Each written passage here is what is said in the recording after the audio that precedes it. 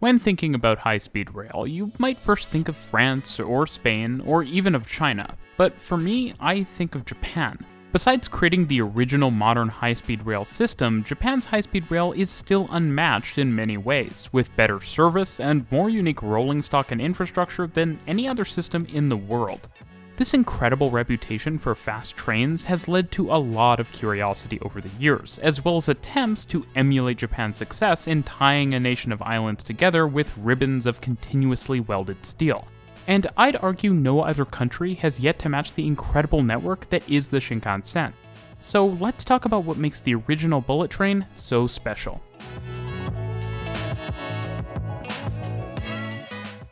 If you're new around here, I'm Reese, and on RM Transit we talk about all things public transport, from bus rapid transit to subway systems and high-speed rail. Make sure to subscribe and hit the bell so you don't miss any future videos. We'll be making a lot more on high-speed rail this year. A special thank you to JR Urbane Network and Nonstop Eurotrip, whose channel will be linked in the card, for their help with footage for this video. To understand the Shinkansen system and what makes it so unique compared to other high-speed rail systems, it's valuable to understand the geography of Japan. Japan is made up of 4 main islands: Hokkaido, Honshu, Shikoku, and Kyushu, of which all but Shikoku are currently served by the Shinkansen network. Japan's largest cities are Yokohama, Kawasaki, Osaka, Kobe, Kyoto, Nagoya, Sapporo, Fukuoka, and of course Tokyo, which I have a dedicated explainer video on. Japan is an attractive country for high-speed rail because it's essentially linear, and many of the biggest cities in Honshu are fairly close together. Tokyo is far and away the biggest city in Japan, and is the hub for all Shinkansen services. Despite this, only 2 high-speed tracks run into central Tokyo from both sides. The reason for this? The Japanese mainline network is built using narrow-gauge tracks, which aren't suitable for high speeds, and so when the Shinkansen network was created, standard gauge was used instead, alongside 25,000 volts AC overhead power. That isn't widely used in Japan and was much less common internationally at the time. In fact, Shinkansen literally means new trunk line. So the Shinkansen was built in a way that made it incompatible with almost all other railways in the country. This meant that trains and the network itself grew over the years in a way that prioritized service but not intercompatibility, and this allowed for different standards to develop from the rest of the railways in the country. At the same time, high-frequency service was a key piece of the puzzle, as the Shinkansen network was arguably needed more for capacity than it was for speed.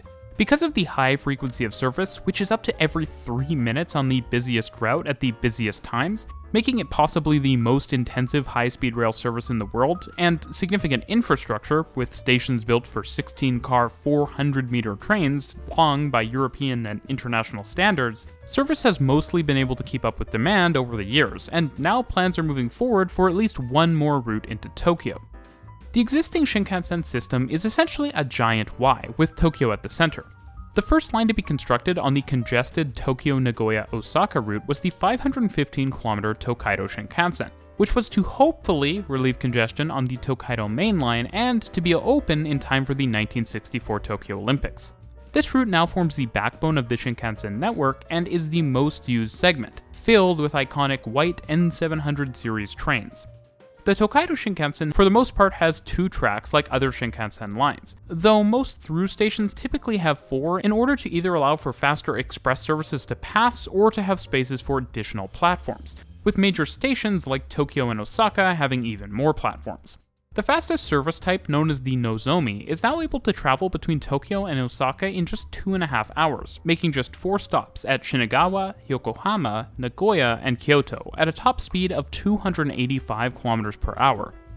Being the first country to start building truly modern high-speed rail lines and having a frequently mountainous and heavily developed geography, Japan made some rather distinctive technical choices.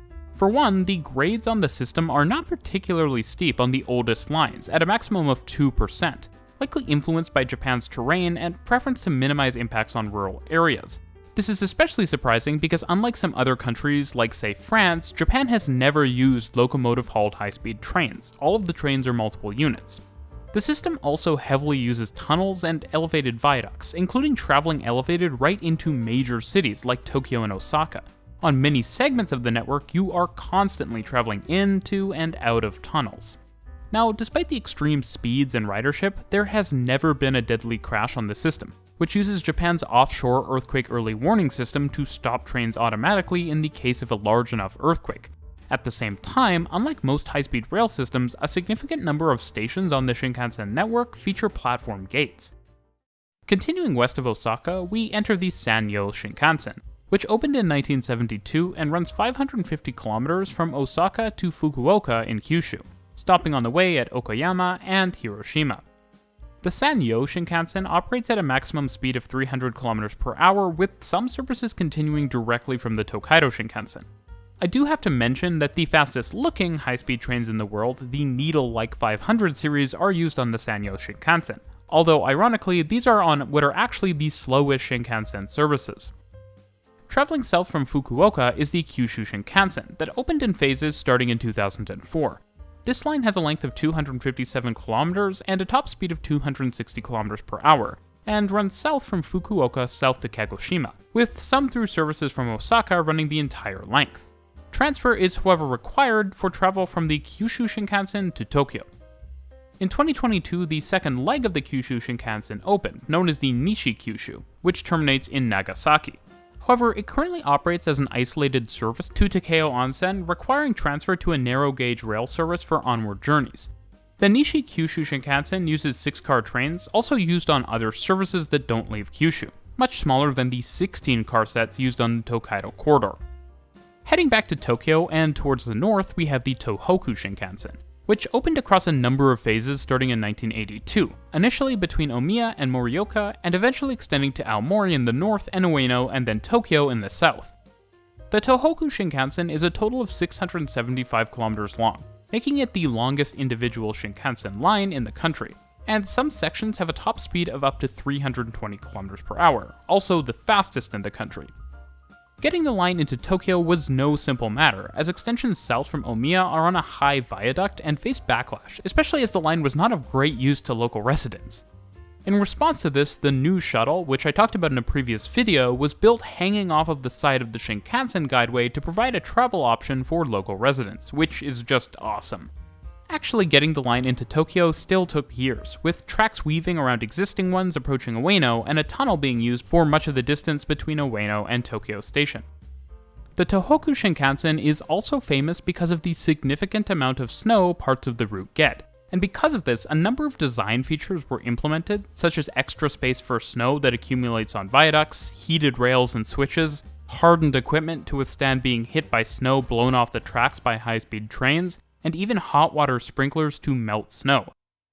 Interestingly, there are two other services that use much of the Tohoku Shinkansen route, known as the two mini Shinkansen lines. These are the Akita Shinkansen and the Yamagata Shinkansen. The mini Shinkansen routes are traditional branch lines that have been modified with standard gauge tracks and 20,000 volt AC electrification, using special high-speed trains that fit within the loading gauge of the legacy lines. These trains are the E6 on the Akita Shinkansen and the E3 on the Yamagata Shinkansen, and they sort of remind me of trains in the UK with their bulbous shape. The Akita line is 127 kilometers long, while the Yamagata is 149 kilometers. Both have a top speed on legacy tracks of 130 kilometers per hour and steeper maximum grades than on the rest of the network. While the legacy line speeds are not great, and these lines even feature single track and grade crossings, the convenience of a one-seat trip to and from Tokyo is very attractive. E6 and E3 sets are coupled to standard-sized 10-car Shinkansen trains until their branch points at Morioka and Fukushima respectively, and have special steps that are deployed on mainline stations to help passengers board. This provides additional capacity to points further south on the line. In 2016, the first phase of the new Hokkaido Shinkansen opened, traveling from Aomori to Hakodate over 149 kilometers of track with a top speed of 260 kilometers per hour. The Hokkaido Shinkansen runs through the Seikan Tunnel, one of the world's longest undersea tunnels, running 54 kilometers from Honshu to Hokkaido. This tunnel first opened in 1988, over 20 years before the rest of the line, and was initially only used by narrow-gauge trains. For the purposes of use by the Shinkansen, the tunnel was upgraded to dual gauge so that both types of trains could operate, although Shinkansen trains are speed limited as the main tunnel carries both tracks in a single tube, and a high-speed train could potentially impact a narrow-gauge train while passing it. This means that higher speeds are only permitted when no narrow-gauge trains are running, albeit lower than speeds outside of the tunnel. Service-wise, most trains from Hokkaido run through to Tokyo, however there are some that only run between Sendai and Aomori. Beyond the mini Shinkansen and Hokkaido services, there are also 2 additional Shinkansen lines that feed into Tokyo from the north and share tracks with the Tohoku Shinkansen services south of Omiya. The first of these is the Joetsu Shinkansen, which runs from Omiya to Niigata at a recently increased top speed of 275 km per hour, and was opened in 1982. The Joetsu Shinkansen route is even more prone to heavy snowfall than the Tohoku Shinkansen, and also serves many ski resorts, and thus was the test site for many snow mitigation measures. The second is the Hokuriku Shinkansen, which, like the original Tokaido Shinkansen, opened in anticipation of an Olympic event, in this case the 1998 Games in Nagano, another major skiing destination, which was actually the line's original name and terminus, splitting from the Joetsu Shinkansen at Takasaki. These days, the line extends 346 kilometers northwest of Tokyo to Kanazawa, with trains hitting a maximum speed of 260 kilometers per hour. One of my favorite high-speed trains of all time, and one of the only double-decker high-speed EMUs ever, the E4 Shinkansen, previously operated on the Joetsu and Hokuriku Shinkansen. However, this series of trains was retired in the last couple of years. Now, all Japanese bullet trains look rather unique compared to high-speed trains in other countries. Those used on the Tohoku Shinkansen in particular look odd with their extremely long noses.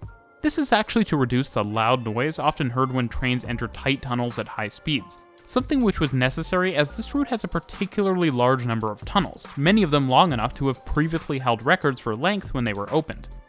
One of the most fascinating elements of the Japanese high-speed rail network is at Tokyo Station, and that's the fact that despite the Tohoku and Tokaido Shinkansen both serving this station at platforms that are right next to each other, there isn't actually a track connection between the lines, though it does appear that one could be built fairly easily, and no services actually through operate. One popular reason for justifying the lack of through operation is that the different lines actually operate with electricity at different frequencies, as Japan's power grid is famously split between 50 and 60 Hz. While this is a nice explanation, and it might even be a small factor, the more likely answer in the age of multi-power trains is the high variability in northbound train arrivals, where the number of branches and mini Shinkansen services combined with the high demand and frequency of Tokaido Shinkansen services makes through operation unattractive, and the fact that the 2 systems are operated by 2 separate companies means very different philosophies when it comes to operations. Amazingly, this means that 400-meter-long train consists operating to the north manage to turn around every few minutes, despite there only being 4 terminating platforms at Tokyo Station, highlighting the incredible efficiency of the railway operation. Now, like most major transit systems, there was actually a planned Shinkansen line that was not built, the Narita Shinkansen. This line would have essentially been a fast airport rail link built to coincide with the opening of Narita Airport roughly 60 kilometers east of Tokyo Station. Portions of the route were built, but as with the link from Omiya south towards Tokyo, as well as Narita Airport itself, there were significant protests from local residents, which in this case actually led to the project being cancelled. Infrastructure built for the project is now used by the Keisei Narita Sky Access Line. Now, what I actually find really surprising is just how aggressively the Japanese high-speed rail network is actually being expanded, with a number of projects in various states as of early 2023. For one, extensions of both the Hokkaido and Hokuriku Shinkansen are under construction. The Hokkaido Shinkansen extension to Sapporo is set to open in 2030, while the Hokuriku Shinkansen extension to Tsuruga is set to open in 2024. There are also plans to extend the Hokuriku Shinkansen to Osaka via Kyoto in the future.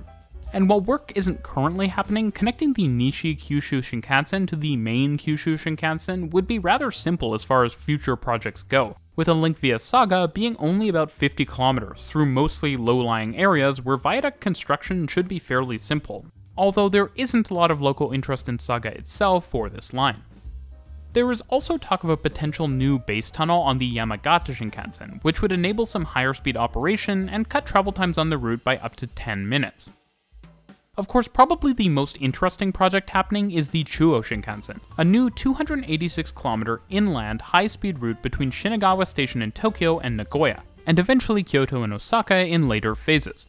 This project will largely be in tunnels traveling under mountains in central Japan, with the vast majority of the route being underground, including the terminal at Shinagawa. The first phase is meant to open sometime around 2030, though of course that's probably going to be delayed, with the extension to Osaka likely to not be opened until the late 2030s at the earliest. What makes the project most famous, though, is that it's going to use Japanese-developed high-speed maglev technology, with a top speed of a little over 500 km per hour, which alongside a more direct route between Tokyo, Nagoya, and Osaka will allow for a 40-minute journey to Nagoya and just over an hour to get from Tokyo to Osaka, versus 2.5 right now. The technology used for the maglev is really unique, with a tub-like track that trains operate in, running on rubber wheels at low speed and only levitating at high speed, as well as switches that operate more like those on a monorail. On the train, there is no cab for driving, and instead cameras are used. And perhaps most interestingly, boarding from stations will be via a jet bridge-like device that will extend out to the train.